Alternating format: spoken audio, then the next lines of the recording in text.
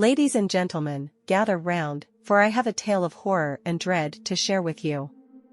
A night that will forever haunt my dreams, a night when the boundary between the living and the dead blurred, and malevolent forces roamed freely. It all began on a moonless night, when an eerie silence hung heavy in the air. The wind whispered mournfully through the trees as I ventured into the old, decrepit mansion on the outskirts of town. The locals spoke of it in hushed tones, warning of the restless spirits that dwelled within. As I crossed the threshold, the temperature plummeted, and a shiver ran down my spine. The very air seemed thick with dread. Candles flickered ominously, casting elongated shadows that danced on the walls. I pressed on, guided only by the feeble light of my flickering flashlight. The house creaked and groaned, as if it were alive, breathing in the darkness. I heard footsteps behind me, soft and ethereal, like the whisper of a ghostly presence. But when I turned, there was nothing there. My heart raced, but I couldn't turn back now. As I ascended a rickety staircase, a chilling breeze swept past me, carrying with it a whispered plea for help. It was a woman's voice, faint and desperate. I followed the sound, my heart pounding in my chest, until I reached a desolate room shrouded in darkness. There, before me, stood a spectral figure, her eyes hollow and her face contorted in anguish. She was dressed in tattered, blood-soaked garments from a bygone era. Her outstretched hand beckoned me, and a blood-curdling scream echoed through the room as she dissolved into mist and vanished. I stumbled back in terror, sweat pouring down my face. But I could not leave, for I was compelled to uncover the secrets of this haunted place. My journey through the mansion continued, each step a descent into madness. In another room, I encountered a ghostly child, a little girl with ashen skin and eyes that held centuries of sorrow. She played with a ball that rolled toward me, as if inviting me to join her in her macabre game. But when I reached for the ball, it disappeared into thin air, and the child let out a bone-chilling giggle before vanishing into the darkness. As I ventured deeper into the mansion, the encounters grew more terrifying. I saw apparitions of long-dead servants, their faces contorted in anguish as they toiled endlessly. Phantom footsteps echoed in the hallways, and ghostly voices whispered sinister secrets in my ear. The clock struck midnight, and the mansion came alive with a cacophony of ghostly apparitions. They swirled around me, their mournful wails and anguished cries filling the air. I felt their cold, clammy hands reaching out to me, trying to drag me into the abyss. I stumbled into a room at the heart of the mansion, where a massive, ornate mirror stood. It was said to be a portal to the spirit world, a gateway through which the restless souls could cross over. As I gazed into the mirror, I saw a reflection not of myself, but of the tormented spirits that inhabited this place. Their faces contorted with agony, and their hollow eyes bore into my soul. I felt an overwhelming sense of despair, as if I were drowning in an ocean of sorrow.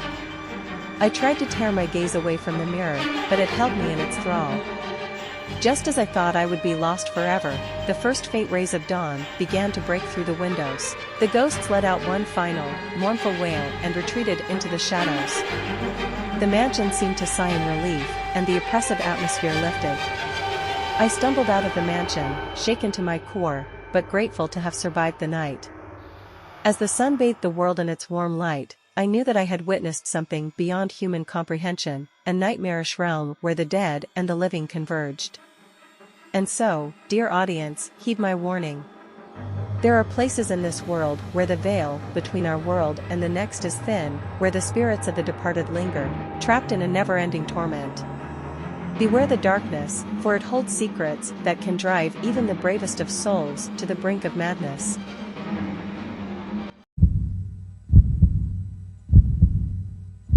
Ladies and gentlemen, gather close and prepare yourselves, for I am about to recount a tale that will send shivers down your spine. It was a night unlike any other, a night when the very fabric of reality seemed to unravel, and the forces of the supernatural converged with the world of the living. It began on a desolate stretch of road that wound its way through a dense, ancient forest. I was driving alone, my headlights cutting through the inky blackness, when a figure appeared in the distance. It was a woman, her long, disheveled hair obscuring her face. She appeared to be in distress, so I slowed down and pulled over to offer assistance. As I approached, the woman turned to face me, revealing eyes that glowed with an otherworldly intensity. Her voice was a haunting whisper as she told me that her car had broken down, and she needed a ride to the nearest town. I hesitated, a chill running down my spine, but I couldn't leave her stranded in the middle of the night. She climbed into my car, and as we drove deeper into the forest, the atmosphere grew increasingly eerie. The trees seemed to close in around us, their branches reaching out like gnarled, skeletal fingers. The woman's presence in the car grew more unsettling with each passing mile. Her gaze remained fixed on me, and her voice took on a hypnotic quality, drawing me deeper into her spell.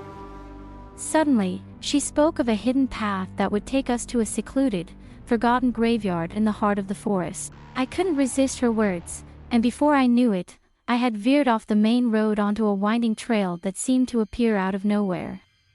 As we entered the graveyard, an unnatural mist descended, obscuring the moon and stars. Tombstones loomed like ghostly sentinels, their inscriptions faded with the passage of time. The woman pointed to a mausoleum at the center of the cemetery and urged me to stop. With trepidation, I exited the car and followed her toward the imposing structure. The door to the mausoleum creaked open of its own accord, and a cold, damp breeze emanated from within.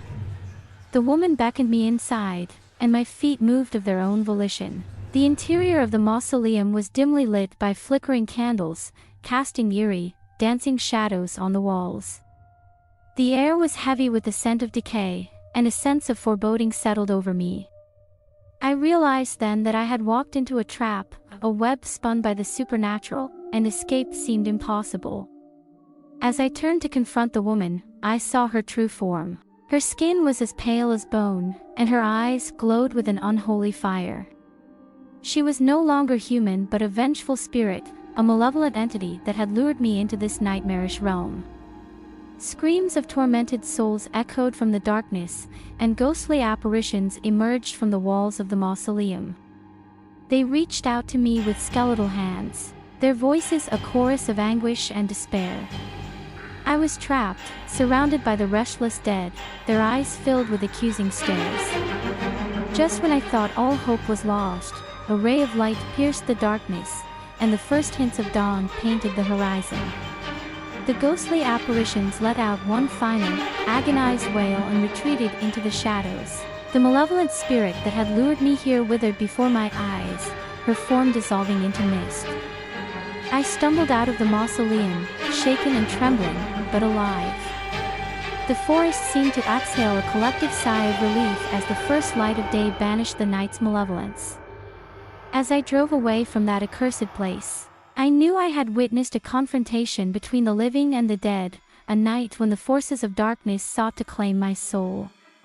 It was a night I would never forget, a night when the line between this world and the next blurred, and the supernatural held sway. And so, dear audience, remember this cautionary tale. There are forces beyond our understanding, lurking in the shadows, waiting for an opportunity to ensnare the unsuspecting. Beware the lonely roads that wind through ancient forests, for they may lead you to a fate far darker than you can imagine.